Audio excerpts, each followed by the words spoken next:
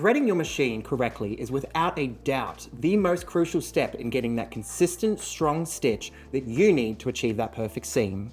Sewing without correctly threading your machine is the equivalent to driving a car without any air in the tires, or cooking a steak without heat. No matter how good your driving or cooking skills are, you'll almost certainly be faced with unsatisfactory results. It's also important to note that the majority of user-based errors, meaning faults caused by you, are often due to improper or incorrect threading. Hi, I'm Liam from Echidna, and today I'm going to help debunk the threading process of your machine, whilst pointing out a few crucial things to look out for when doing it. So if you are new to sewing, looking to get back in the saddle, or just pick up some helpful tips, let's get on with it.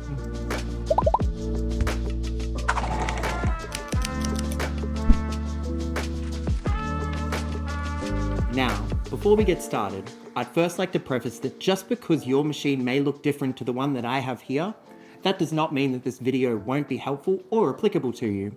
Most domestic machinery will thread exactly the same way, bar the location or look of some of the components I will mention. It may also be wise to watch our previous video on machine anatomy, as this video will probably be filled with machine terminology, and knowing exactly what we are talking about can be very beneficial.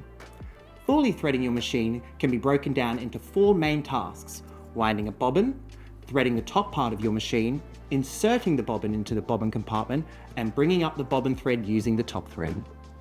So, first up, when using a new machine or thread, it is wise to always begin your threading process with winding a fresh new bobbin like the one here. If your machine is already threaded with a thread through the eye of the needle like this one here, you're one step ahead, but in a bad way. You'll need to unthread this to wind the bobbin properly. Essentially, it's like brushing your teeth after putting on lipstick.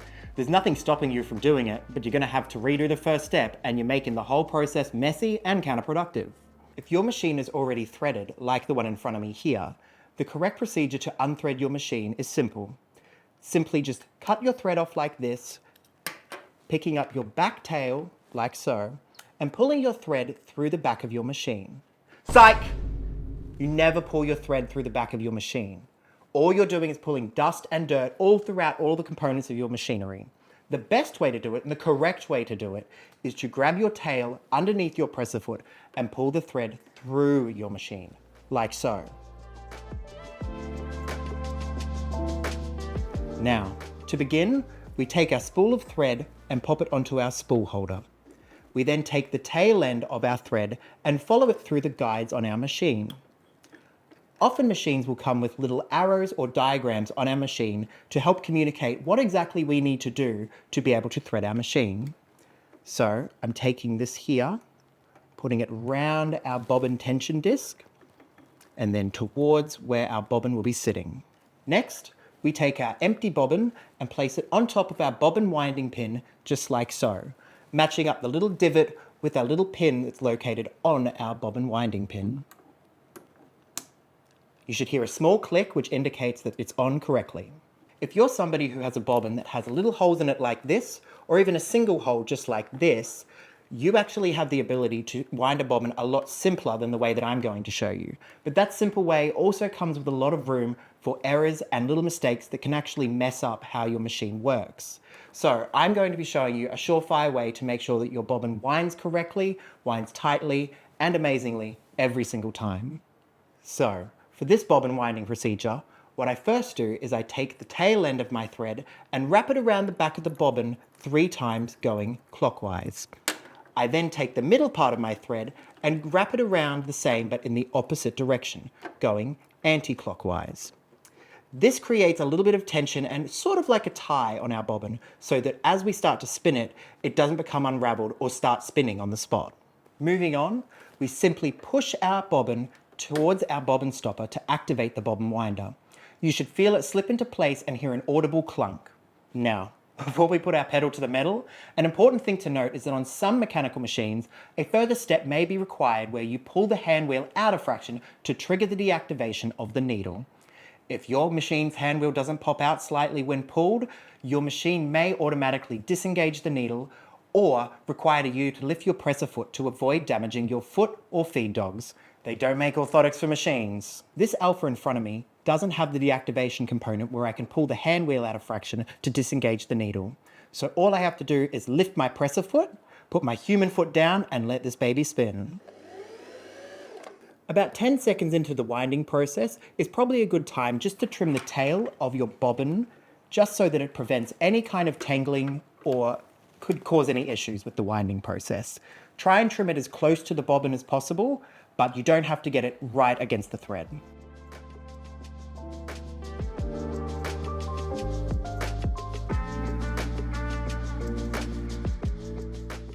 The bobbin should automatically stop when it reaches maximum fullness. The way this works is as our bobbin fills, the wound thread will eventually touch the stopper, creating enough pressure to stop the bobbin from spinning. Now, something to look out for during this process is the incorrect placement of our bobbin stopper. As you can see here, our stopper sits off-center on a screw-like mechanism that allows us to adjust exactly where we want our bobbin to stop filling.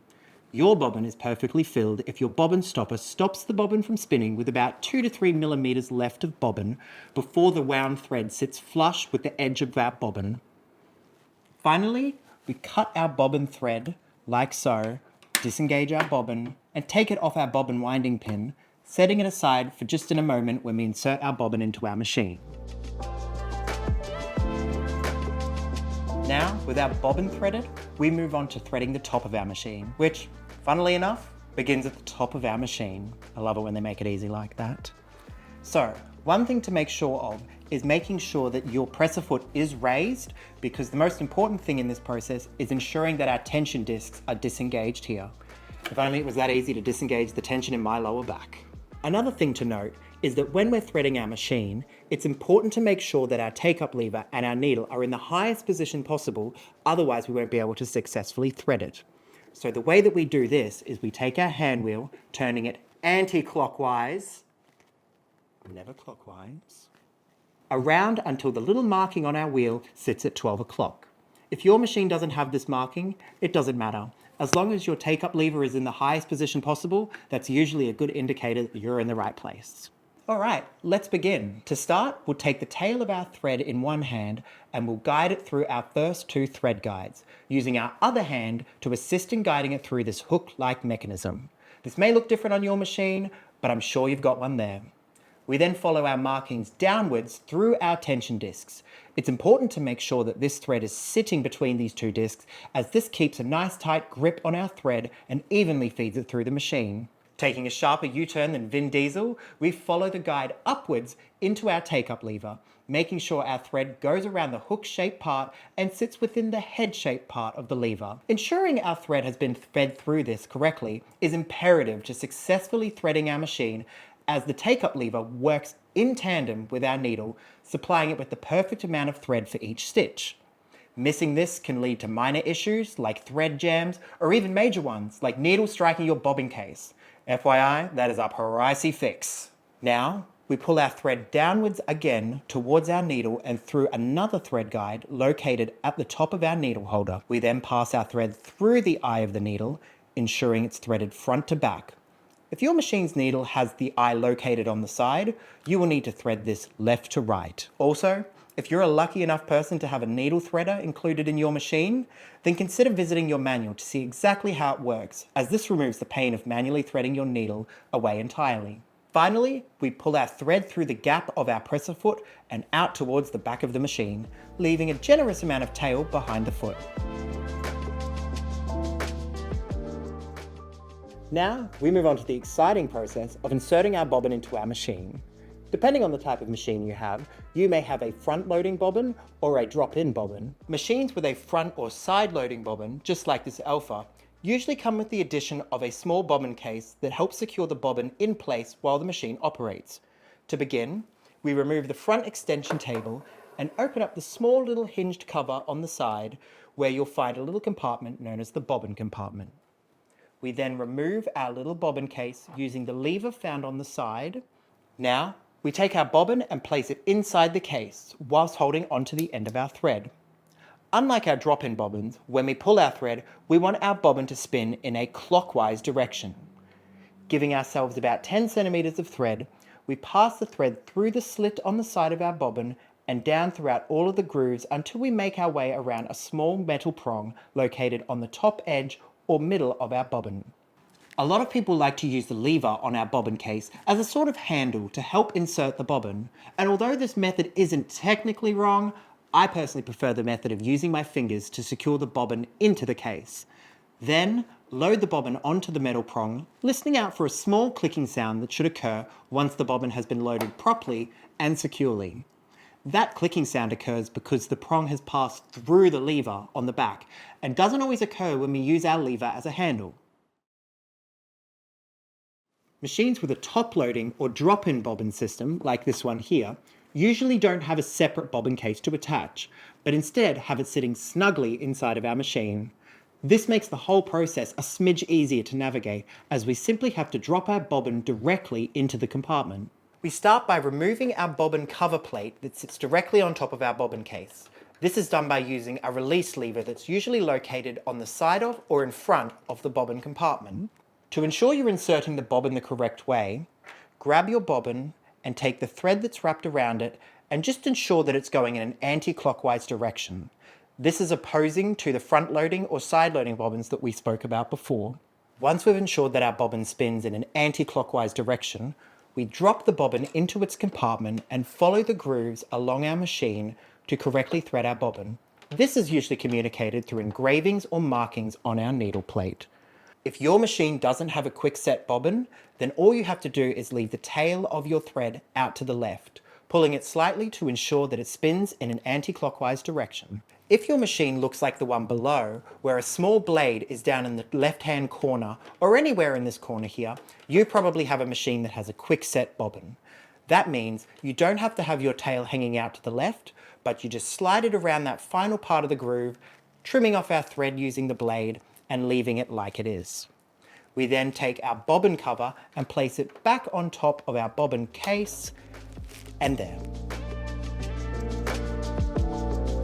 Now, for our final step in the threading process, we will be picking up our lower thread and unifying it with our top thread to pull it out the top. If you're one of those aforementioned fancy pants with a quick set bobbin, you can actually skip this step entirely and start sewing. Go on, get out of here!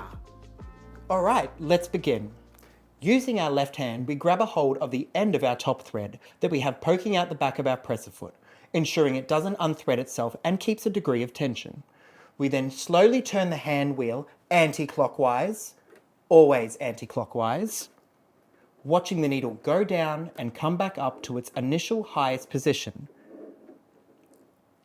It's good to ensure that only one full rotation or turn is completed. If multiple rotations are done, your threads will often tangle within your machine and require rethreading. A good way to reassure yourself that one full rotation has been completed, you can keep an eye on your take-up lever. Once it's back in its highest position, the turn is complete. Some of you may even have a small mark or engraving on your hand wheel that indicates a full rotation has occurred once it reaches the 12 o'clock position or the top of your machine. Gently pull the top thread through the back of your machine in an upwards direction. This brings up the bobbin thread, which can be pulled out and left sitting behind your machine like we did initially with our top thread.